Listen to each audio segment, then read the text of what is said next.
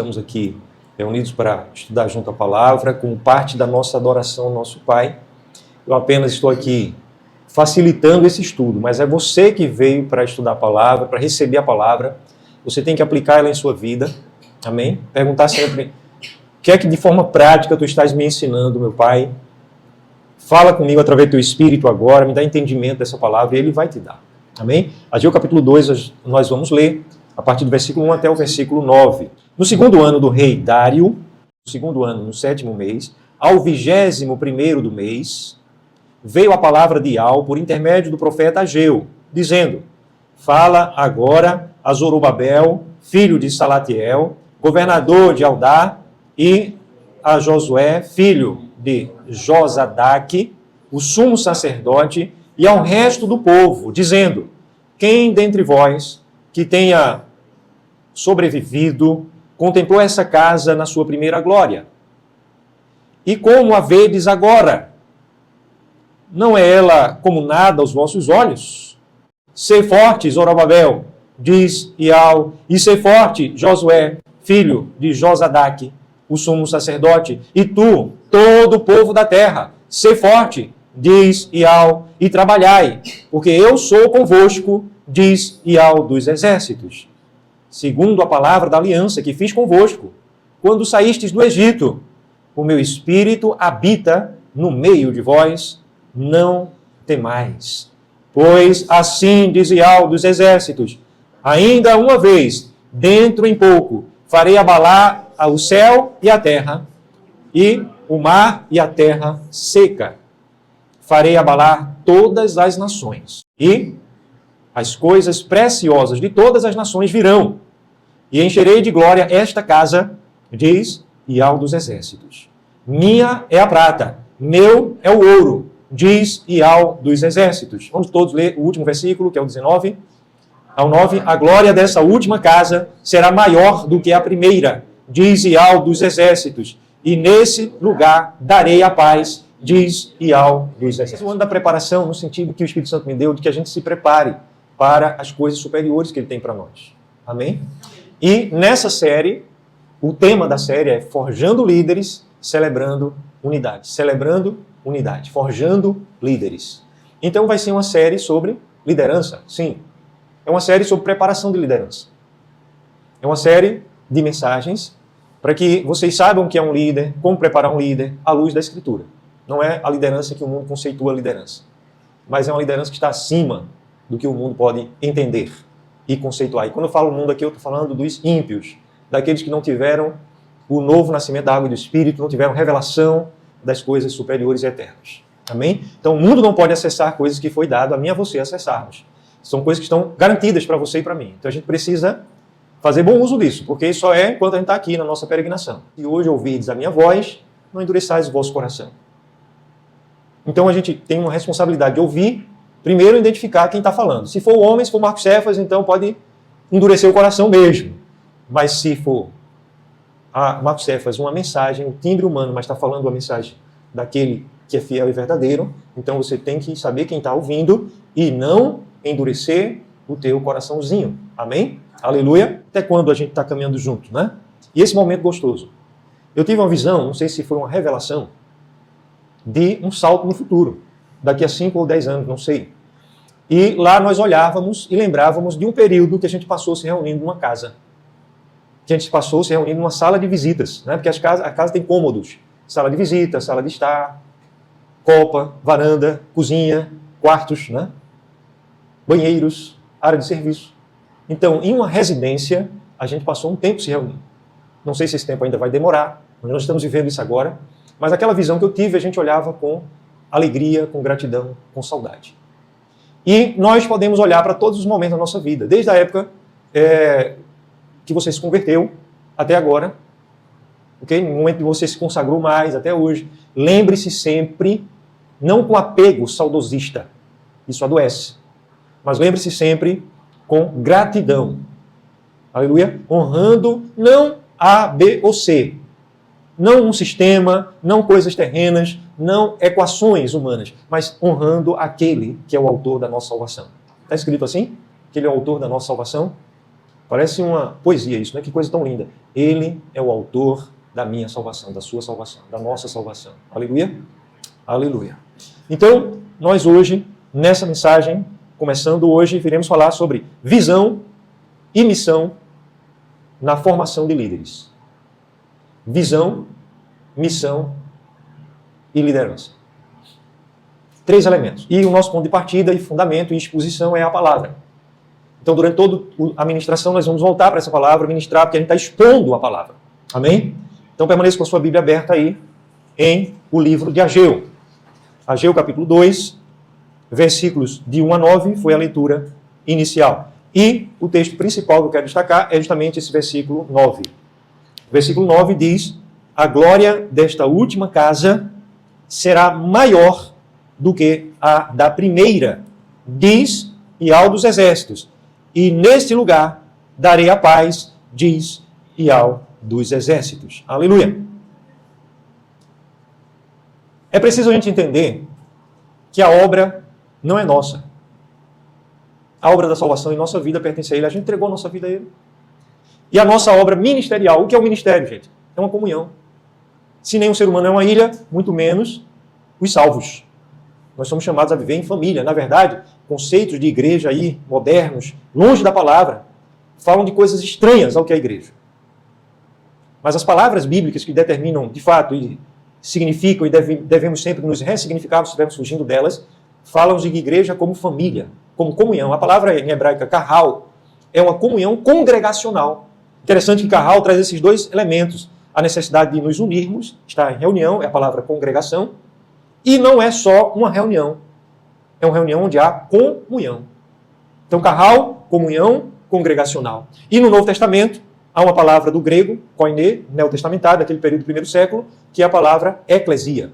É uma palavra que ela é formada por uma preposição, eklesia, que significa, a preposição é através. Há uma reunião, um chamado para fora, e a preposição para fora, ou através da igreja, para alcançar a missão. Então, nós somos uma reunião com propósito. O propósito é Yahshua, e o chamado para fora é a nossa missão.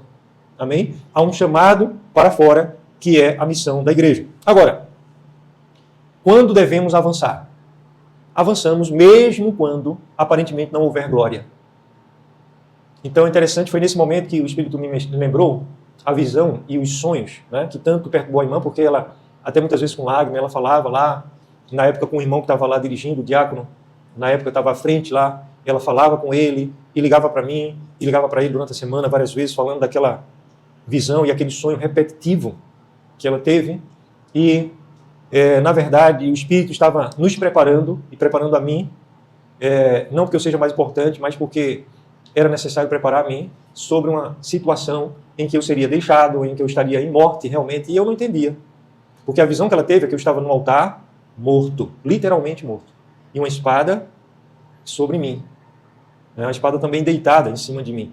E todo mundo ia embora, ficavam pouquíssimas pessoas. Aleluia, né? Aleluia. Então, isso fala que o nosso Pai não nos deixa só.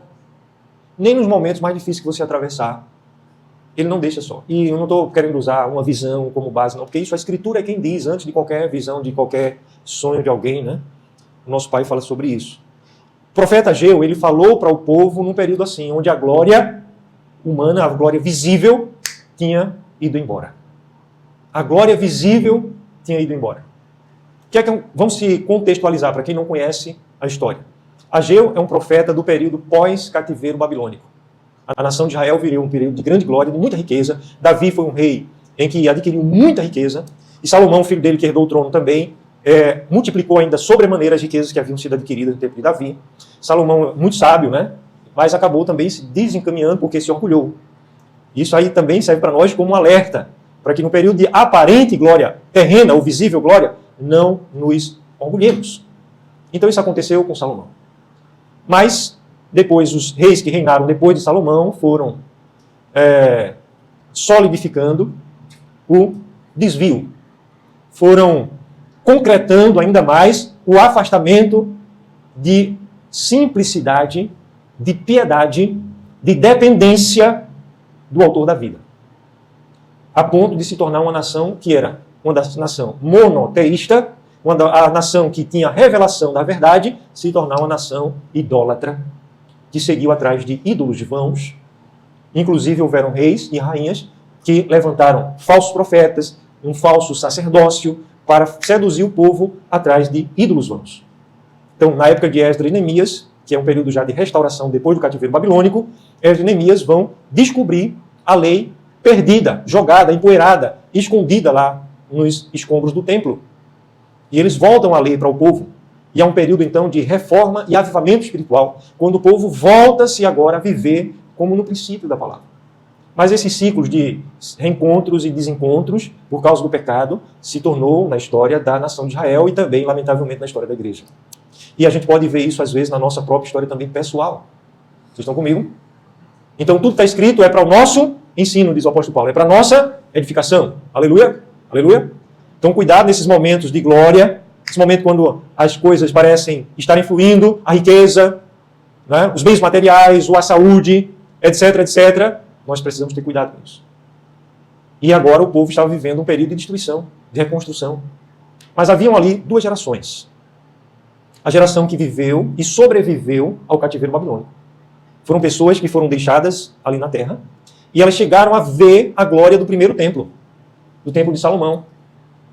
Chegaram a ver.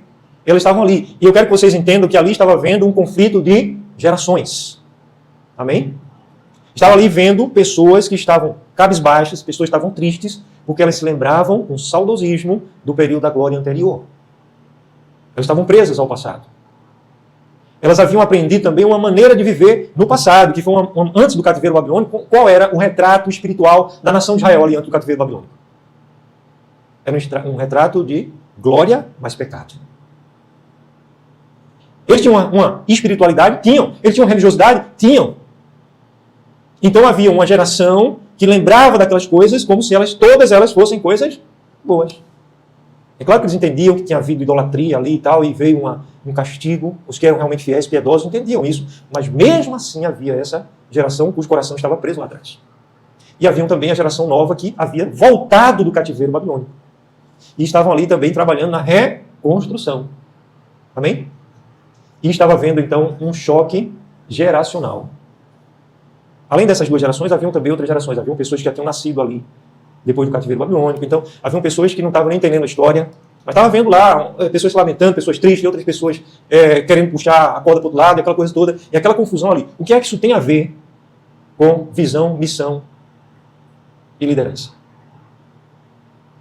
Quem é o líder por excelência que nos dá o seu espírito para nos ensinar sobre liderança? É Yahweh, nosso Pai. Amém? O espírito dele que habita em nós. Então ele envia o seu espírito sobre Ageu, que era um profeta. Ageu não era sacerdote, não era sumo sacerdote. Ele envia Ageu e diz: essas palavras você vai dizer para o rei, essas palavras você vai dizer para o sacerdote, e vai dizer para todo o povo. E essas são palavras, então, para que haja uma reconciliação geracional. Então, amados, aqui e acolá, eu acredito que algumas pessoas que estavam conosco nos deixaram por causa disso.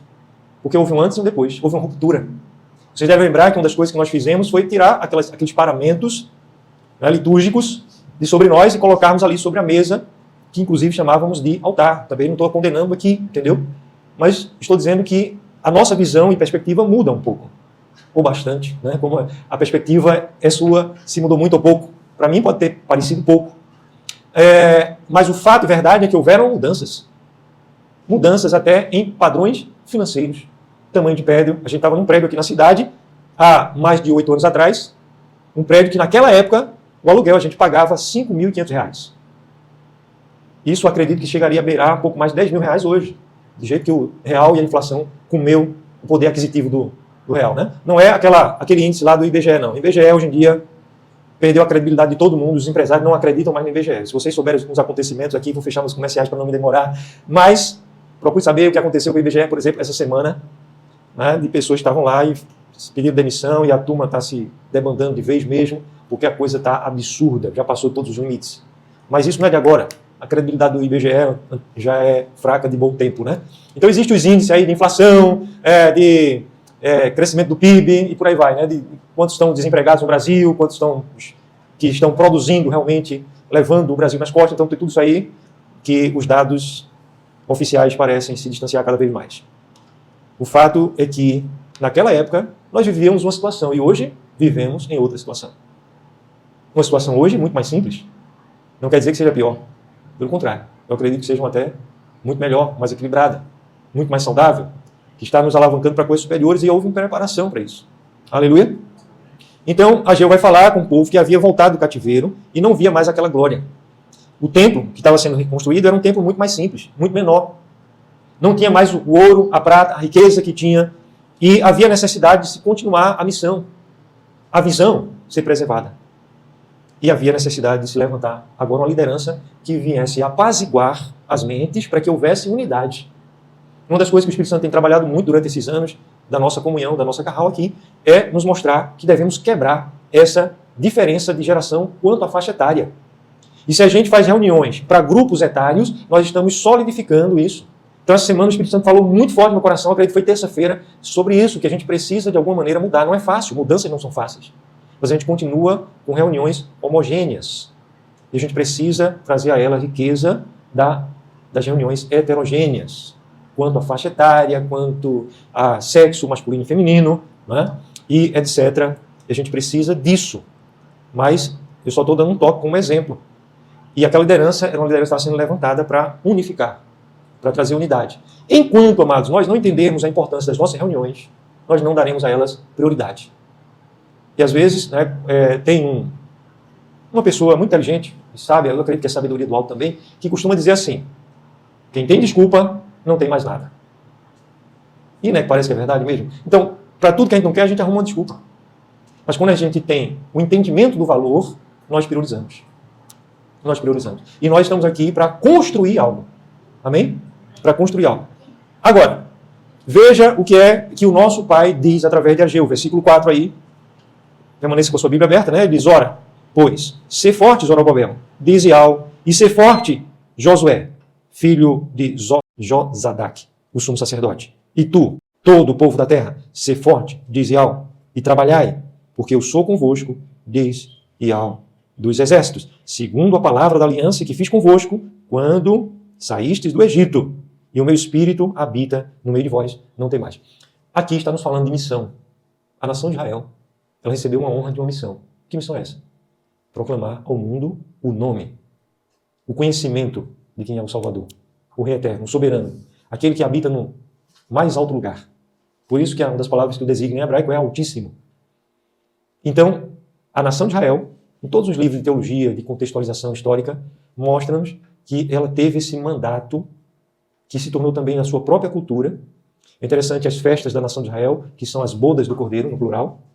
Não são todas as festas que existem hoje eles criaram outras festas, mas aquelas festas que o nosso Pai tem observado a data no relógio do céu. Datas como a Páscoa, como Pentecostes e outras datas, né? 4 das festas já foram celebradas, mas ainda tem 3 que estão aí pendentes. E elas foram celebradas na data certa e elas são também presentes hoje. A gente continua celebrando e elas vão continuar existindo. E enquanto existirmos, nós iremos também celebrar essas datas até lá na glória, porque a gente vai celebrar por aquilo que ele é e por aquilo que ele fez. Amém? Então, o nosso Pai, pelo seu Espírito, está levantando o profeta para dizer: sejam fortes. E liderar é ser forte. É você se posicionar independente da ausência da glória ou não, porque você tem uma visão acima do que é imediato. O que é um líder? O líder precisa ter visão. Agora, a nossa visão, ela é menor do que a nossa missão. Quantos não sabem isso? Deixa eu ser claro. Você recebe uma missão, alguém confia a você uma tarefa de levar algo muito precioso daqui para São Paulo. Mas você tem que levar isso num transporte terreno, por um carro, um caminhão, seja lá o que for, certo? E você vai ali. Então você, durante o transporte, você vai ter a sua visão. O porquê você está indo, a velocidade que você está indo, é o como. Né? Como você está fazendo isso. Então você está se deslocando, você vê um buraco na frente, você consulta o GPS e vê que tal caminho você vai passar por muitas serras, então você prefere evitar esse caminho. Há um outro caminho que é um tráfego pesado, muito intenso, lento, então você pode também desviar. Outra estrada você vai pegar muitas taxas, né? Você vai ser cobrado ali, vai ter que pagar em vários locais o pedágio. Então você vai dirigindo de acordo com a sua visão. Mas o que é que está fazendo você perseverar na visão? A sua missão. Então a missão ela é maior do que a visão. Amém? Então como igreja nós temos uma missão. Qual é a missão nossa? Fazer discípulos. A pregação do evangelho ela é parte inseparável de fazer discípulo. Ele não mandou a gente pregar o evangelho e quem quiser que perdoe a minha expressão, que eu não vou dizer, né? Quem quiser que se dê mal lá na frente. Eu prego o evangelho e lavo as mãos. Não. Nós, primeiro, antes de anunciar o evangelho, a Escritura nos ensina, os apóstolos nos ensinaram a regar a pregação e anteceder a pregação com oração. Então não é de qualquer maneira que eu vou pregar. Primeira coisa. Segundo, além de regar com oração, depois, aqueles que aceitam a palavra, vejam todas as orações do apóstolo Paulo. Na carta aos Efésios, há 2 orações do apóstolo Paulo grandes. Capítulo 2 e capítulo 3, o apóstolo Paulo faz 2 grandes orações. E em ambas, ele ora para que a igreja seja tomada do pleno conhecimento e até que todo homem chegue à perfeita estatura da varonilidade. E ele diz que a igreja precisa estar empenhada, comprometida em levar as vidas, os salvos, a esse lugar. Então, no momento que a gente faz uma igreja de eventos, de certo modo, não intencionalmente, não com tanta clareza como eu estou trazendo para vocês agora, mas a gente acaba, de alguma maneira, se a gente não tiver a visão clara e cuidar, sufocando e adoecendo a igreja. E a igreja passa a se tornar uma igreja de eventos que não discipula, porque discipulado não é visão, discipulado é a missão. Amém? Ficou claro isso, gente? Então nós temos uma missão que nos foi confiada. E nós estamos adoecidos, apesar desse tempo que a gente está aqui em preparação ainda, né? O nosso pai levou a gente para a UTI, de certo modo, deu um choque de realidade na gente, para que a gente se prepare. Mas, amados, o choque geracional de Ageu que está acontecendo aqui entre nós não é algo tão simples quanto uma questão de cronologia, de botar todo mundo junto. Mas uma questão que está tão entranhada na nossa mente, porque a gente tem uma visão do que é a igreja. A gente vê a igreja como algo que a evangelização eu posso fazer sozinho, que eu estou evangelizando, né? Eu dou testemunho no meu local de trabalho, aqui e acolá eu prego para alguém, aqui e acolá eu chamo alguém para... Olha, vá para uma reunião lá do culto da igreja. Ou, quando muito, eu penso em evangelização como um evento, realmente, vamos levar alguém, vamos fazer um evento de final de semana, né? Um encontro tremendo. Vamos fazer isso, aquilo, a gente dá nomes diferentes, né? Um cursilho de cristandade. Vamos fazer um evento.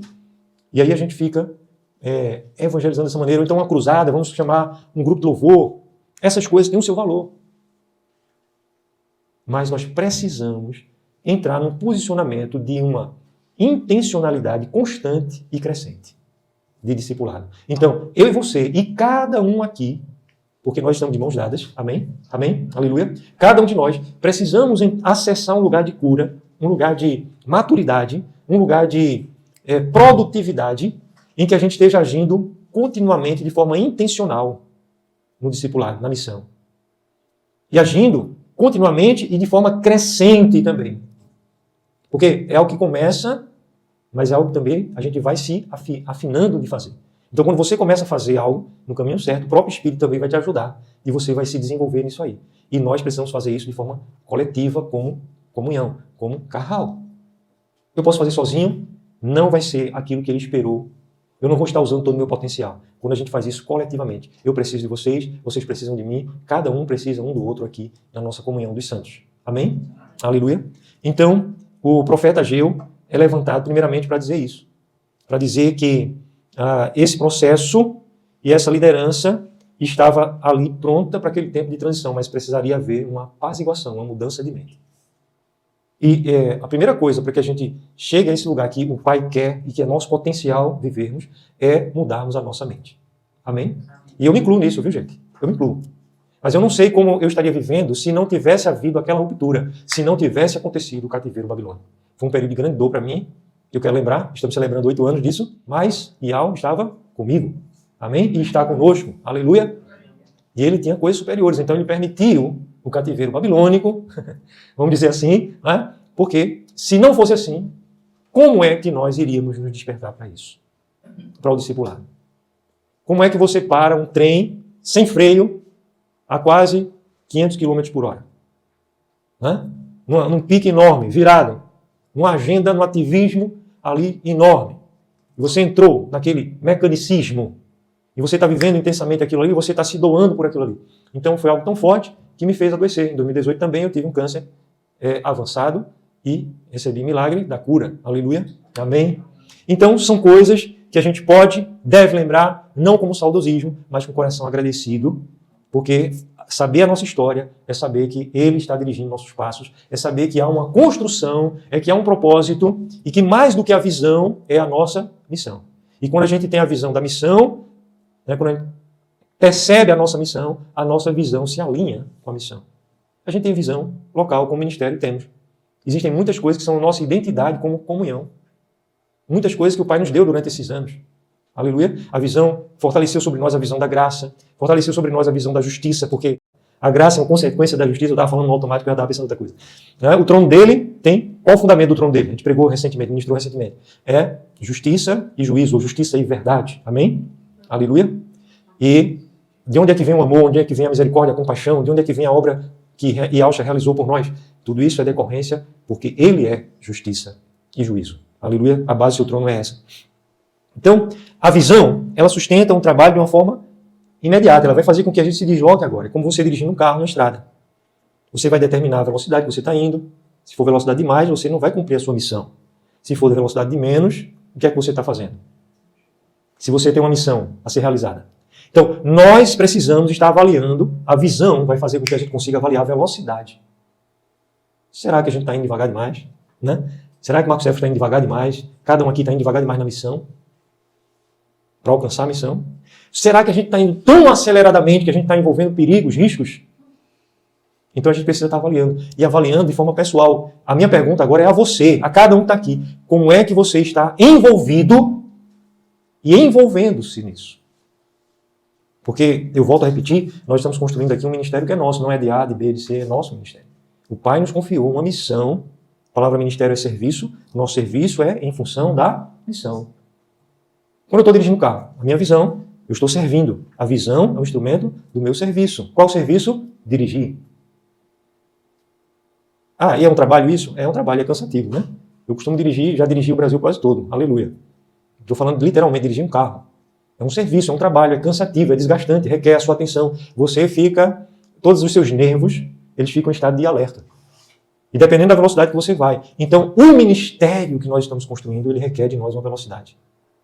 Nós não podemos ficar alheios, nós não podemos ficar parados esperando que as coisas aconteçam, nós não podemos ficar em lentidão, vou bem devagarzinho, tanto faz como fez. Não, nós estamos vivendo, a gente não vai se entrar numa velocidade a ponto de não viver o presente. Não, estamos vivendo o presente, agradecidos. Mas nós precisamos dar um bom ritmo. Um bom ritmo. Em grande viagem também, eu já pude observar caminhoneiros. Estou falando de uma média de estrada que muitas pessoas impõem numa viagem longa de 2, 3 dias. Então, o que acontece? O que acontece numa viagem assim? Às vezes você corre muito, aí porque você adiantou a viagem, você para num lugar para comer, para relaxar um pouco. Aí você vê um caminhoneiro que você passou lá atrás, de repente ele passando na estrada. Na velocidade que ele vinha, ele vem, ele vai-se embora. Porque ele tem uma constância. Então, muitas vezes, não é o correr muito ou andar lento, mas é ter uma constância. E no ministério a gente precisa disso, gente. Amém? Veja aí o versículo 3 de Ageu 2. Quem dentre vós, que pergunta é essa, vamos ler? Quem dentre vós que tenha sobrevivido, contemplou essa casa na sua primeira glória? E como a vedes agora? Não é ela como nada aos vossos olhos? Veja só, Ial não está dizendo, que está falando aqui é o nosso Pai, através do Espírito dele, né, na voz do profeta Ageu. Mas o que é que ele está dizendo? Quem entre vocês sobreviveu e viu a primeira glória dessa casa? Aí ele pergunta, e como é que você está vendo agora? Então eu queria fazer essa pergunta para vocês, não precisam me responder. Mas saibam que todo o tempo o Espírito de Ial está perguntando a você, a cada um que está aqui, ninguém escapa, ele está perguntando a você, como você está vendo a glória agora? Ele não está dizendo que ele está vendo. Aí ele vai e responde, sabe como é que vocês estão vendo? Ele diz, vocês estão vendo como nada. Como nada. É muito forte isso aqui, viu, gente? Ele não está dizendo que para ele é nada, não. Ele está dizendo, vocês estão vendo como nada, mas eu quero dizer a vocês que a glória dessa última casa será muito maior, incomparavelmente, do que a primeira. Então é como ele está vendo, como é que o nosso Pai está vendo a glória. Amém? Eu queria que vocês saíssem daqui hoje com uma visão ajustada, com novas lentes, com lentes perfeitas, para que vocês possam olhar para a glória dessa casa. E Quando ele diz assim, vocês estão vendo como nada. É claro que aqui estava se referindo a uma coisa física, a um prédio, porque o primeiro prédio tinha um pé direito muito mais alto. O primeiro prédio tinha materiais muito mais caros, nobres, nobilíssimos, né? Ouro, muita prata. E aquele segundo, que na verdade aqui não fala de segundo, ele fala que a glória do último será maior do que a primeira. Quero já chamar a atenção de vocês para esse detalhe da Escritura.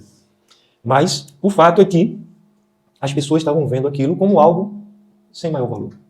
E aqui eu volto àquela questão de prioridade na nossa vida.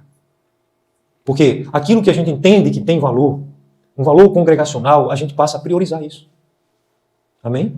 Não, olha, gente, por favor, em o nome e pelo sangue de Auschwitz, eu não estou querendo colocar fardo, nem peso, nem cargas d'água em ninguém que está me ouvindo, não. Muito menos dizer que a culpa é de vocês, não é minha. Pelo contrário, é minha. Mas eu quero dizer que nós precisamos priorizar isso que é tão simples. Uma sexta-feira aqui, a gente se reúne às 19 horas. Você pode dizer, mas é fácil, porque Marcos Cefas está muito distante da casa dele, né? O lugar de reunião está muito distante da casa dele, então é fácil. Mas, gente, é preciso que haja esse desprendimento da nossa parte. E haja uma priorização. Então, quando eu digo assim, A é mais importante do que B, eu não posso ir porque A é mais importante do que B. E B é a vigília, por exemplo. Então, eu estou dizendo que o fato de a gente se reunir para orar, eu posso orar sozinho em casa, posso, aleluia. Eu também posso, não posso? Eu como homem, como vocês, eu posso me entrar sozinho no meu quarto, dobrar meu joelho, fechar a porta de chave, botar um sonzinho para encobrir minha voz, e botar até um som mais alto dentro do quarto, que não vai incomodar vizinho nenhum, e fazer minhas orações lá.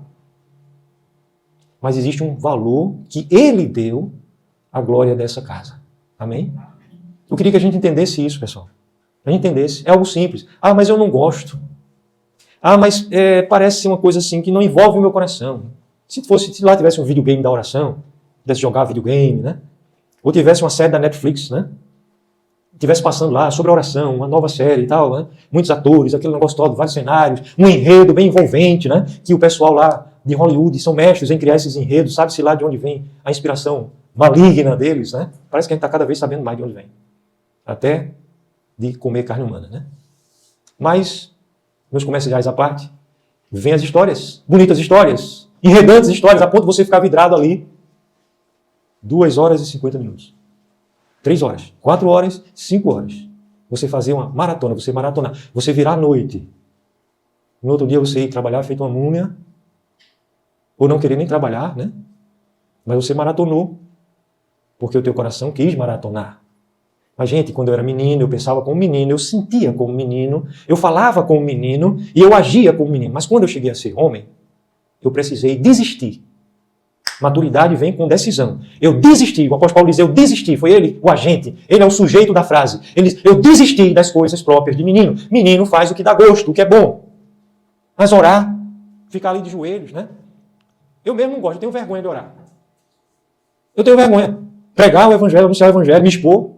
Então nós precisamos entender que existe uma missão que nos foi confiada. A gente vai construir algo ou não.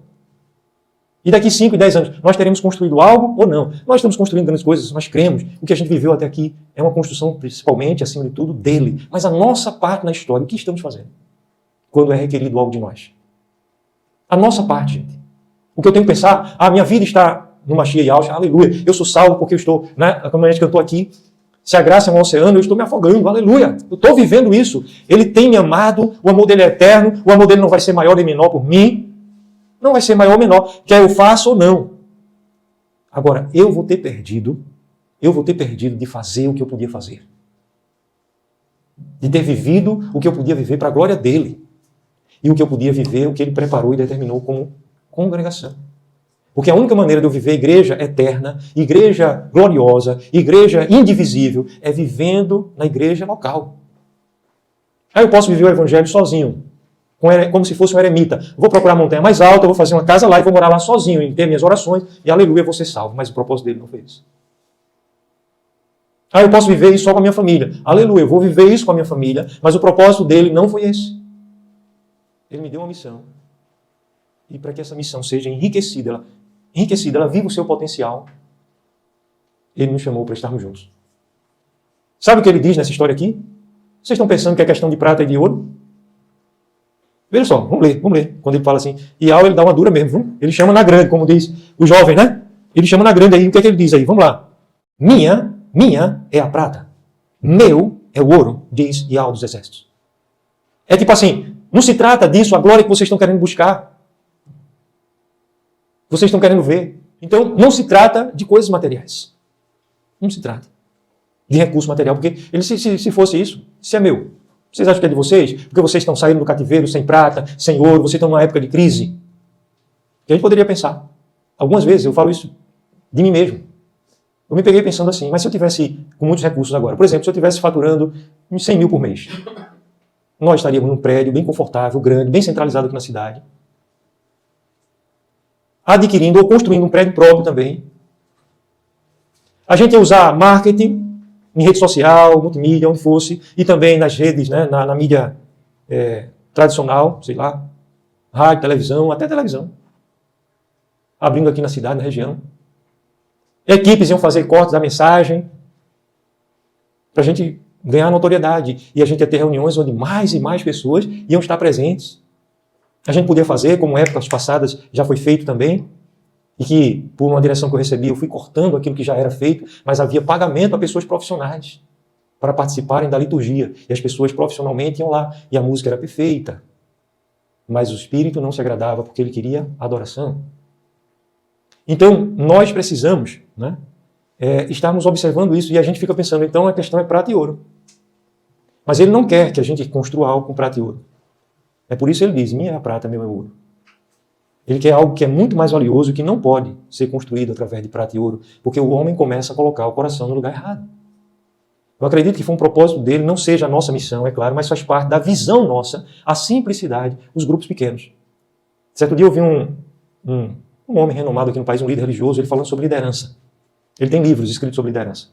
Ele dizia assim, que ele queria ser sempre pastor, ele usava essa linguagem, eu quero ser sempre pastor de uma igreja pequena, de até 250 membros. Porque a igreja de 1.000 membros, 2.000 membros, 3.000 membros, não pode ser, eu não tenho essa visão, ele não falava de missão, ele disse, eu não tenho essa visão, a minha visão é ser de pastor de uma igreja pequena, de até 250 pessoas no máximo. Por quê? Porque eu quero batizar o filho de um casal, ver aquela pessoa crescer, acompanhar de perto, depois celebrar o casamento daquela criança que eu batizei, e também participar da cerimônia fúnebre, né, dos bisavós, dos avós, da família. Então, numa igreja de mais de 250 membros, isso não é possível você acompanhar as pessoas. Isso era a visão dele. Mas existem vários conceitos aqui que estão errados. Me perdoe, eu não estou condenando de forma alguma. Dizer que está errado não é condenar. É só você estar percebido de algo à luz da Escritura. Primeiro, o conceito de igreja. Ele estava falando ali de congregação, não igreja. A Escritura usa a palavra igreja em unidade. Aqui na cidade de Limoeiro não existem igrejas. Existem denominações, mas a igreja é uma só. Quando você ouve a palavra igreja no plural, a palavra igreja está se referindo às igrejas nas cidades. Igrejas locais. É uma questão territorial. A igreja em Limoeiro é uma só, agora existem várias igrejas locais. E, lamentavelmente, várias denominações que não se enxergam como ministérios, se enxergam como denominações. Então, no momento que eu uso a palavra igreja, eu sou a igreja. Não sei das quantas. Eu não entendo que a igreja não sou eu. Então, ele deveria dizer assim, em vez de dizer eu quero pastorear uma igreja pequena, ele diz, a igreja local, eu quero pastorear, no máximo, até 250 pessoas. Ou então, se ele não usasse a palavra igreja local, ele usasse a palavra congregação. Carral é mais difícil de ser conhecido porque é em hebraico, mas eu quero pastorear uma congregação. E o outro conceito é sobre pastorear. Não é porque um presbítero é aquele que se dedica à vida de oração e da palavra, ao ensino. Amém? Ele não é um líder, não é um status, não é uma posição, não é um cargo de igreja, como o pastor tem sido. E ainda há um terceiro erro. Não sei se eu fui claro em explicar esses dois, mas também não vou ensinar sobre isso hoje. Entretanto, o terceiro erro diz respeito à quantidade. Porque 250 pessoas não há condição de você ter comunhão. Vários estudos de sociologia e de psicologia mostram que para que você tenha uma comunhão você precisa ter contato. E você pode ter comunhão para o discipulado em até 12 pessoas. Não foi um número aleatório. Por que foi que Alcha chamou 12 homens? Por que foi? Será que ele acordou assim de manhã? 12. Né? Não, gente, ele tinha fundamentos de sabedoria eternos para escolher somente 12. E se aplicar nesses 12, é claro que durante o ministério dele ele teve 120, ele teve milhares de seguidores, de discípulos. Todos ficaram dispersos quando ele estava pregado no madeiro. Não foi assim? E depois, mas os 12 foram todos restaurados. Amém? Então ele investiu a sua vida em 12. Ele investiu a história da igreja em cima de 12. Aleluia? Em cima de 12. E não foi por acaso. Então você vê que na história de Israel existem 12 tribos. 12 apóstolos, 12 são os anciãos, os patriarcas da nação de Israel. Formam um total de 24 anciãos, como está lá em Apocalipse. Os 12 apóstolos e os 12 patriarcas. Mas também fala-nos que existem 12 horas que governam o dia e 12 horas que governam a noite. Amém? Então, esse é um número de governo. E a sociologia aplicada em relação à comunhão mostra que você realmente só pode ter essa intimidade com um grupo desse tamanho. E se o grupo quiser ter essa intimidade.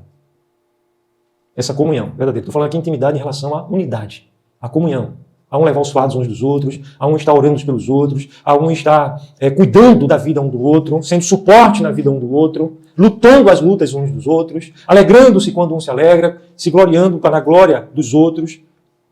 Agora, números maiores, não tem como. Não tem como.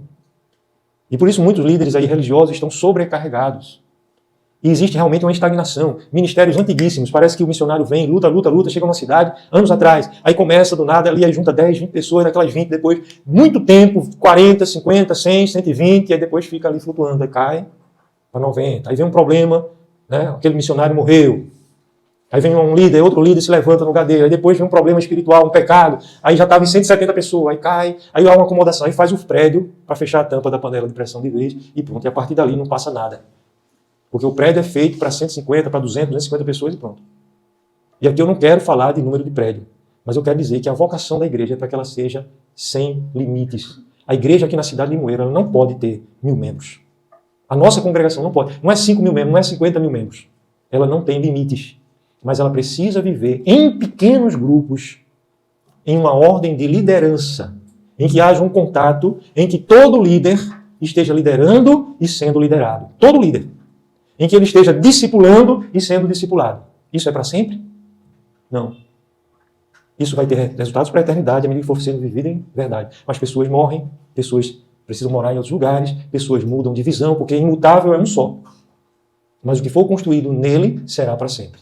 Amém? Então, Yahshua escolheu os 12 para sempre? Não. Entre eles, um era o traidor. E os outros, depois de escolhidos, perseveraram no caminho. Ser fiel até a morte. Ele é o caminho. Amém? E eles passaram a cuidar uns dos outros. Havia um colegiado apostólico. Até que um foi morrendo, sendo martirizado. Todos foram martirizados. Eles não morreram de causa natural, exceto o apóstolo Yohanan, o apóstolo João. Todos os demais foram martirizados. Amém? Mortes trágicas. Então, o nosso Pai nos prepara aqui para um visível propósito e missão. Amém? Eu queria que vocês olhassem também aqui para o versículo 8, que a gente já leu há pouco, né? Minha é a prata, meu é o ouro, assim diz Yahweh dos exércitos. Então ele está dizendo que a obra dele não depende desses recursos. Aleluia. A missão que ele nos confiou, ela vai ser realizada à medida que nós nos disponibilizarmos para fazê-la. Ele vai suprir os recursos à medida que nós formos caminhando. Mas se nós não quisermos trilhar esse caminho, os recursos não virão. Porque o recurso não virá para quem está fora da missão. Amém?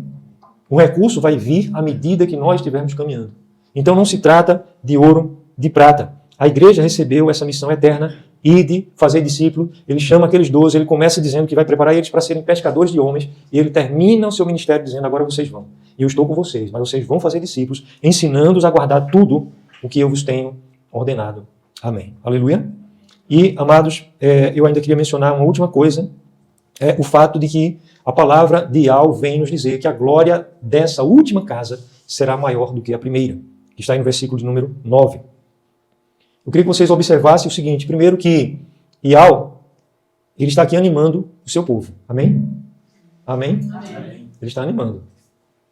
Então, quando ele disse ali que a glória da última casa seria maior, e ele não estava falando de coisas materiais, porque não foi, ele estava falando de coisas espirituais, porque naquele prédio pequeno, aos olhos deles, era um prédio menor, mas naquele prédio a glória seria maior, porque o Filho de Yahweh Altíssimo ia entrar. Amém? Aquelas pessoas ali, literalmente, estavam pegando em pedra e estavam reconstruindo o templo, em que o filho, o Machia, o rei de toda a glória, o rei dos reis, iria entrar. Que ele seria apresentado como bebezinho ainda. Né? Miriam e Alcef, José e Maria, levaram e apresentaram ele bebê, depois aos 12 anos de idade, e depois quantas vezes Yalcha entrou ali. Agora, Herodes, o rei da Judéia, de Israel, na época, ele também fez uma reforma do prédio. E ele aumentou o pé direito, ele botou um bocado de adereço, de coisa bonita. Sabe, tem gente ímpia fazendo reformas no templo, querendo reformar o templo, e o templo é a igreja, somos eu e você, não é prédio. Mas tem muito ímpio trazendo reforma para a igreja, você entende o que eu estou dizendo? Tem muito incrédulo liderando, encabeçando, e a igreja sem visão sendo encabeçada, sendo construída com adereços. Essa foi a história de Herodes. Herodes fez coisas grandes, botou um pé direito lá em cima, talvez até muito maior do que o de Salomão. Herodes era um homem que gostava de construir coisas grandiosas. Ele construiu cidades artificialmente. A história está aí para dizer. Era um homem que mandou matar a própria mãe, o pai, mandou matar o filho. Veja, que era um homem terrível, né? Cheio de glória, buscava a glória para si, a glória terrena. E ele construiu um prédio enorme, e os discípulos se maravilharem. E Yalcha entrava ali porque as pessoas estavam ali, não era por causa do prédio. Os discípulos maravilhados, olhando a grandeza, a glória do prédio, dizendo, mestre. E ele disse, em verdade vos digo que não vai ficar aqui pedra sobre pedra que não seja destruída. Isso aconteceu no ano 70. Realmente todas as pedras foram removidas. A glória daquele prédio não era a sua estrutura visível, mas o fato de ser um lugar onde a igreja se reuniu. Aleluia. Isso é tremendo, gente. Você sabia que o nosso Pai, ele tem até amor por essa salazinha aqui, pela sala, pelo lugar, mas não é por causa do lugar. É porque a gente tem se reunido aqui. Aleluia. Isso é tremendo. Então, a glória prometida foi maior, mas aqui falava-nos também de uma glória que ainda está por vir. É uma glória que vai ser indestrutível. É uma glória imarcessível. Aleluia. Veja aí agora o versículo 6, para a gente concluir essa nossa ministração hoje, sobre formação de líderes. Nós estamos aqui formando você, e você é o líder para ter a visão certa e entender a missão.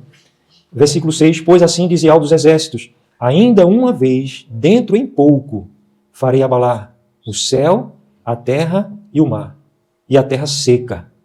Farei abalar todas as nações, e as coisas preciosas de todas as nações virão, e encherei de glória esta casa, diz Yahvé dos exércitos. Então aqui ele está falando, acima de tudo, da glória espiritual, da igreja, do seu povo, que vive a sua missão. Mas até, o menos importante, até o prédio também, porque a Escritura nos diz, em vários lugares, está profetizado, que para lá ascenderão as nações. No período milenar, quando a igreja estará reinando em glória, os reis das nações levarão também suas riquezas em gratidão, em amor, em expressão viva de um reconhecimento eterno de quem é o rei e de que tudo a ele pertence. Aleluia? Amém? Então hoje nós procuramos trazer para vocês, líderes aqui presentes, um pouco sobre visão, sobre a missão que nós temos e nos foi confiada e que isso faz parte do chamado dele para nós.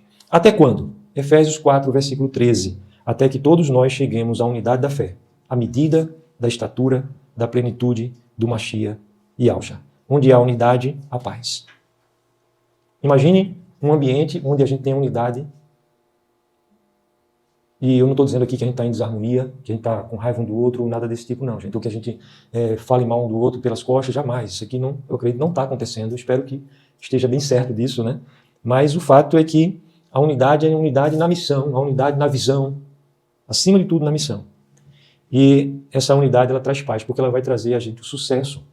Sabe como é maravilhoso você conseguir realizar algo?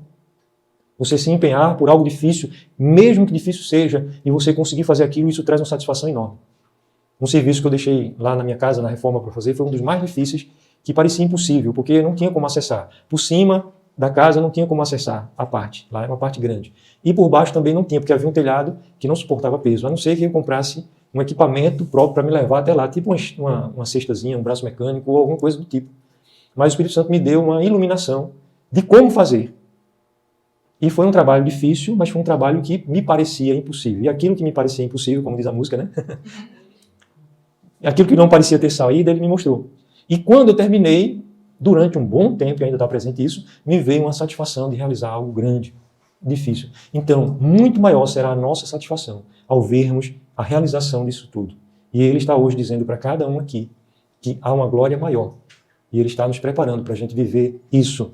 Então, vamos nos animar. Vamos crescer em honra mútua uns aos outros. Vamos andar em continuidade e em crescimento, em desenvolvimento. Vamos estar com as mãos dadas cada vez mais firmes, né? Não a mão frouxa. Já viu alguém apertar sua mão assim, meio sem querer, apertar sua mão? Tem gente que vai dar a mão assim, né? Eu já apertei a mão de homem que quando foi dar a mão a mim, ele deu assim. Só assim, um biquinho assim. Assim e querendo já tirar a mão assim. A pessoa não queria dar a mão. Né? Então, a gente pegue de fato nas mãos uns dos outros. Aleluia, não estou dando aqui sermão para ninguém. Isso não acontece aqui entre nós. Nunca aconteceu a mão de ninguém, viu? Em nome de Alcha, aqui entre nós. Mas estou usando isso também como um símbolo.